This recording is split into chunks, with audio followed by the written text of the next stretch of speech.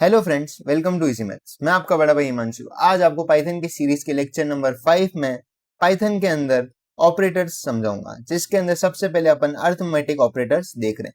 Arithmetic operators वो है जो अरिथमेटिक ऑपरेशंस परफॉर्म करते हैं, जैसे कि addition, subtraction, division, multiplication, division, floor division. ये एक नई चीज है जो कि मैं आपको डिटेल में समझूंगा। फिर मॉड्यूलस और उसके बाद पावर। ओके, ठीक है।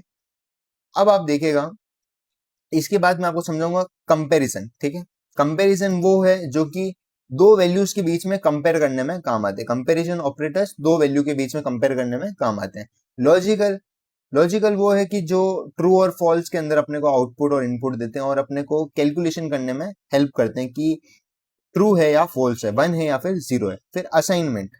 ओके, असाइनमेंट मतलब ए इज इक्वल्स टू 10। ये एक असाइनमेंट ऑपरेटर है। ठीक है, अब इसके अंदर भी दो तीन अलग अलग टाइप है, वो भी मैं आपको अच्छे से समझूंगा। फिर आते हैं अपने बिटवाइज। बिटवाइज बेसिकली बाइनरी के ऊपर बने हुए ऑपरेटर्स है। ये बाइनरी के ऊपर ऑपरेशंस परफॉर्म करने के अंदर काम आते हैं। कौन से? Bitwise operator. ठीक है, आज अपन बस तीन ही ऑपरेटर सीखेंगे, जो है arithmetic, comparison and assignment. Logic और बिटवाइज मैं आपको कल सीखूंगा। ठीक है, तो देखिएगा, मैंने लिखा a is equals to 10 and b is equals to 5। Okay, और मैंने बोला प्रिंट a प्लस b। तो अब देखना, कमांड लाइन में लिखा हुआ आएगा 15। सिंपल सी बात है। अब यहाँ पे मैं मान लो माइनस कर देता हूं। ओके, तो अब कमांड लाइन में लिखा हुआ आएगा 5।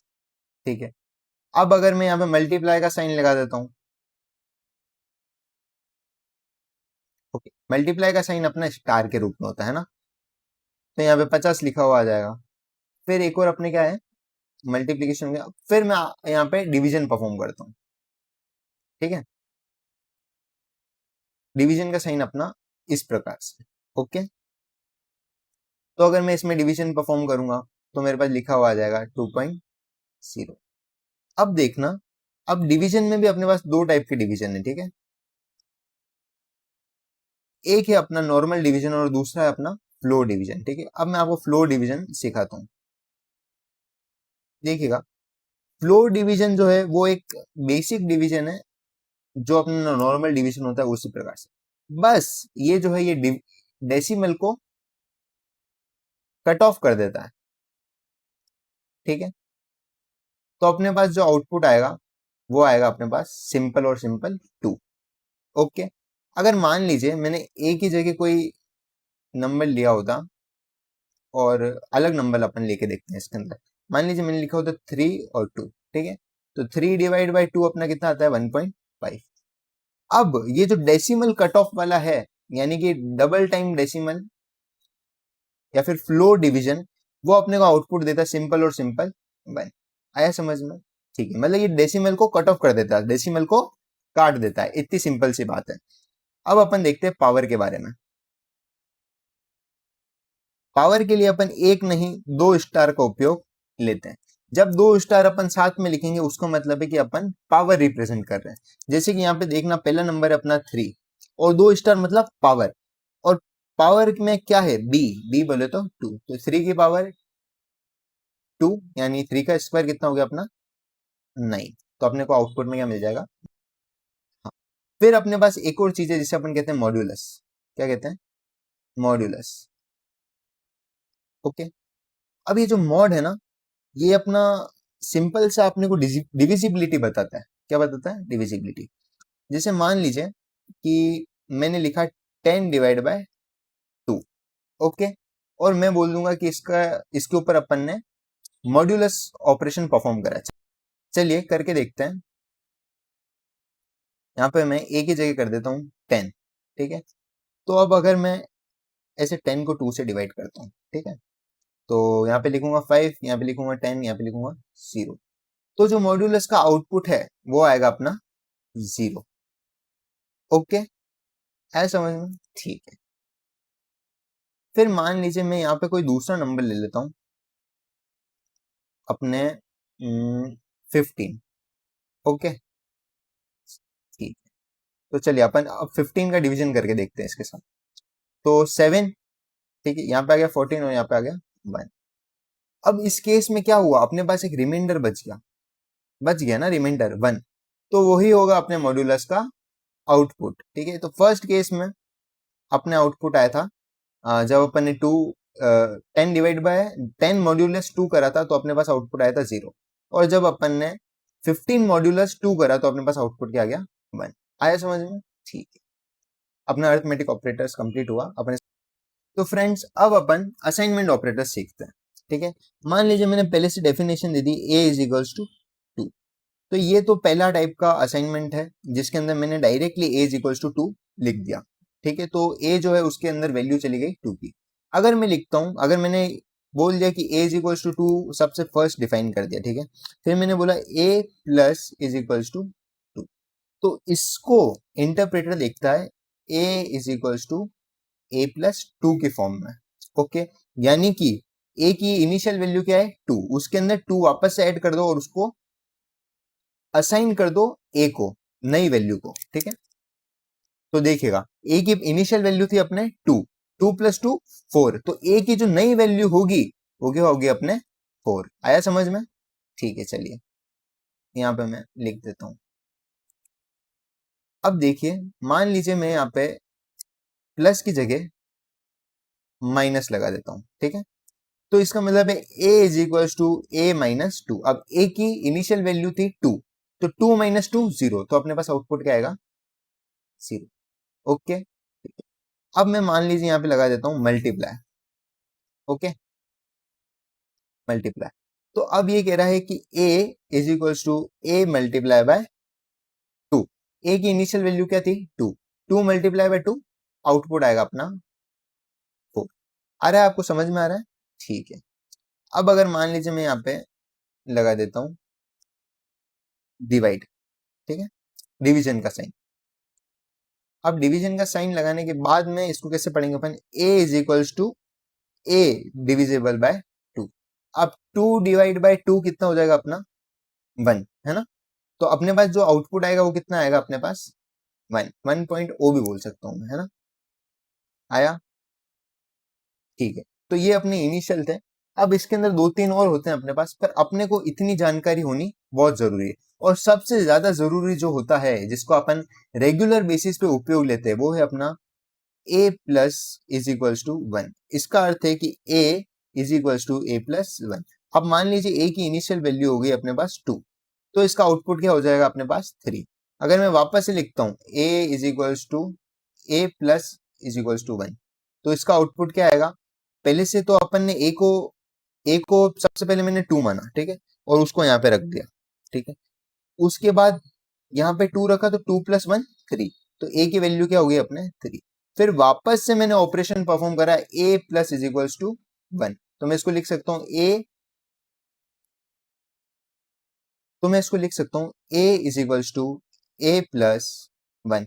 अब a, इस जगह पे a की वैल्यू क्या हो गई थी 3, और उसके बाद मैंने a के अंदर वापस से ऑपरेटर का उपयोग करा, तो अब यहाँ पे जो a की वैल्यू होगी 3, 3 प्लस 1 4, तो a की जो नई वैल्यू होगी वो होगी 4।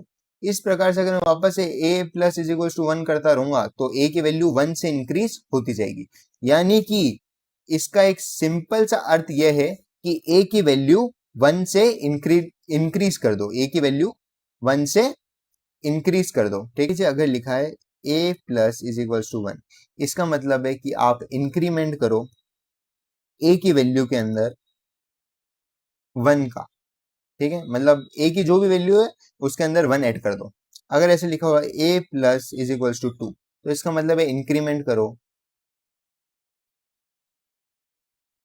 2 का, कि a की जो भी वैल्यू उसके अंदर 2 और ऐड कर दो। और अगर ऐसे लिखा हुआ है a plus is equal to 100, तो मतलब वही है इंक्रीमेंट करो इसका 100 का, मतलब 100 वैल्यू जो a की वैल्यू गिवन है उसके अंदर ऐड कर दो। बस इतना सही है, असाइनमेंट आपको समझ में आया? ठीक है, अब अपन देखते हैं कंपैरिजन। ओके, कंपैरिजन जो है वो अपने को कंपेयर करने में काम आता है। अब मान लीजिए मैंने लिखा 1 इज इक्वल्स टू 2, ठीक है,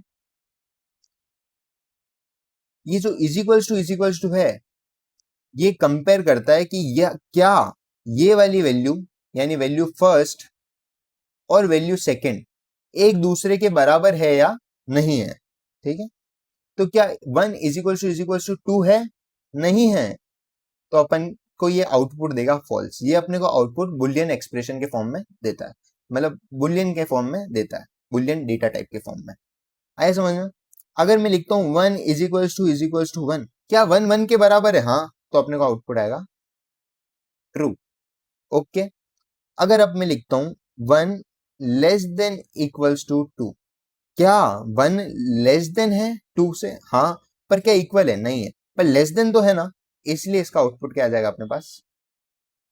अगर मैं लिखता हूं 1 ग्रेटर देन इक्वल्स टू 2, क्या 1 2 से बड़ा है? नहीं, क्या 1 2 के इक्वल है? नहीं है, दोनों ही नहीं है, तो इसका आउटपुट आता है अपने पास फॉल्स। ठीक है, और एग्जांपल देखते हैं अपन, 1 ग्रेटर देन 2, क्या 1 ग्रेटर देन 2 हो सकता है? नहीं हो सकता है, इसका मतलब इसका आंसर क्या आ जाएगा अपने पास? फॉल्स। अब देखते हैं 2 ग्रेटर देन 1, हाँ ये तो सही है, तो इसका आंसर क्या आ जाएगा अपने पास? ट्रू। आया, बहुत सिंपल है ना? बस यही है, greater than, less than, equals to. अगर अपने को इक्वलिटी परफॉर्म करनी होती है तो अपने को क्या लिखना पड़ता है? Double equal to. ओके, अगर अपने को लेस देन इक्वल्स टू लिखना है तो उसको अपन कैसे लिखेंगे? Less than equals to. अगर ग्रेटर देन इक्वल्स टू लिखना है तो ग्रेटर देन इक्वल्स टू। अगर लेस देन लिखना है तो ऐसे, और ग्रेटर देन लिखना है तो इस प्रकार से। आया आपको समझ में? जिस तरफ मुंह खुला हुआ होगा, मतलब ये जो ब्रैकेट है ये ओपन होंगे, उस तरफ वाली साइड जो है वो अपनी बड़ी होनी चाहिए, है ना? ये भी एक देखने का तरीका है। बाकी अपन प्रैक्टिकल परफॉर्म करेंगे और इसके ऊपर लॉजिक भी डेवलप करेंगे, 2-3 प्रोग्राम भी लिखेंगे, तो अपने को ये और ज्यादा अच्छे से क्लियर हो जाएगा। ठीक है, अब अपन प्रैक्टिकल सेक्शन पे चलते। So welcome to Py console. अब अपन पाई कंसोल के अंदर स्टार्टिंग करते हैं। जैसे मैंने लिखा a is equals to 10। Okay, a is equals to 10 लिख दिया, फिर मैंने लिखा b इज इक्वल्स टू 5। अब मैंने बोल दिया print a plus b। Okay, तो मेरे पास आउटपुट क्या आ गया? 15। अब मैं यहाँ पे माइनस कर दूंगा तो मेरे पास आउटपुट क्या आ जाएगा? 5। अब अगर मैं यहाँ पे मल्टीप्लाई कर दूंगा तो मेरे पास आउटपुट क्या आ जाएगा? 50। अब अगर मैं यहाँ पे डिवीजन परफॉर्म करता हूँ, ठीक है, तो मेरे पास आउटपुट क्या आ जाएगा? 2.0। क्या आया? 2.0। और अगर मैं फ्लो डिवीजन परफॉर्म करता हूँ, जिस फ्लो डिवीजन के अंदर अपन दो डिवीजन के साइन लगाते हैं, और ये जो है ये डेसिमल को कट ऑफ कर देता है, तो देखना अपने पास क्या है? आउटपुट 2। एक एग्जांपल और देखना फ्लो डिवीजन का। मान लीजिए अपने पास वैल्यू है 16, और 16 को अपन ने डिवाइड करा 5 से। अगर अपन सिंपल डिवीजन करते हैं तो अपने पास वैल्यू आएगी 3.2। अब मैं आपको फ्लो डिवीजन करके दिखाता हूँ, वैल्यू क्या आ गई अपने पास? 3, मतलब डेसिमल को काट देगा ये। ओके, अब देखेगा 2-3 वैल्यू। अब मैं आपको एक सिंपल एग्जांपल देता हूँ। यहाँ पे अपने पास 2 और यहाँ पे है 3, और मैं बोल रहा हूँ 2 स्टार स्टार 3, यानी कि 2 जो है उसको पावर में लिखो, किसकी? 3 की, यानी 2 पावर 3। ओके, चलो रन करते हैं।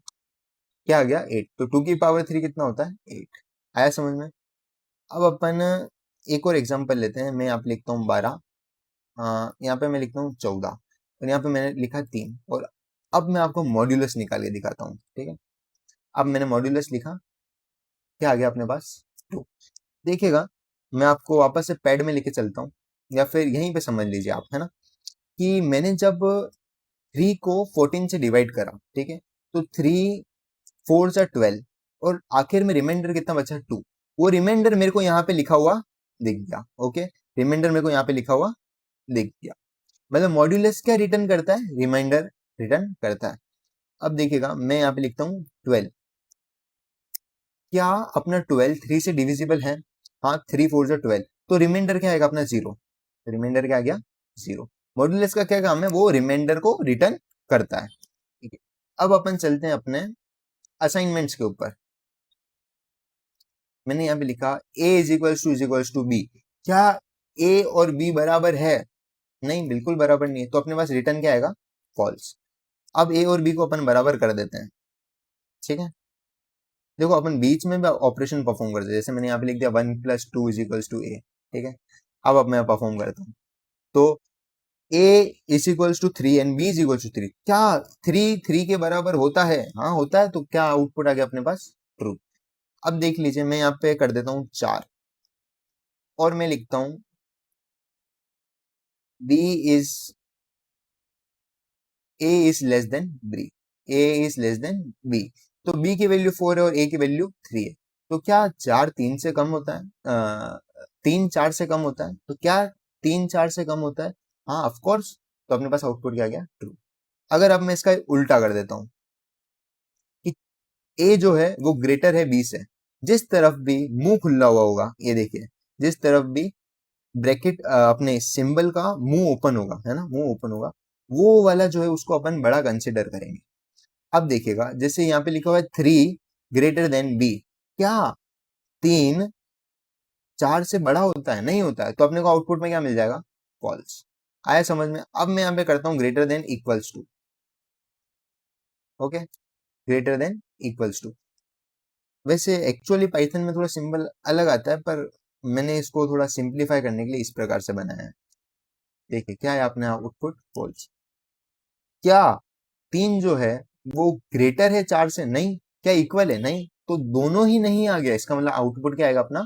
फॉल्स। ठीक है। अब अपन इसको उल्टा कर देते हैं,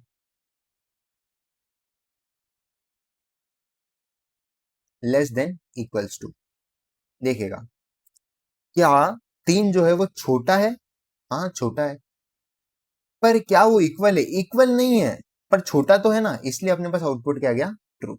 अब अपन वैल्यूज कर लेते हैं 4, ठीक है। 4 << 4। क्या 4 लेस देन है 4 से? नहीं, पर इक्वल तो है ना। तो इसका मतलब आउटपुट क्या आएगा अपने पास? असाइनमेंट ऑपरेटर सीखते हैं,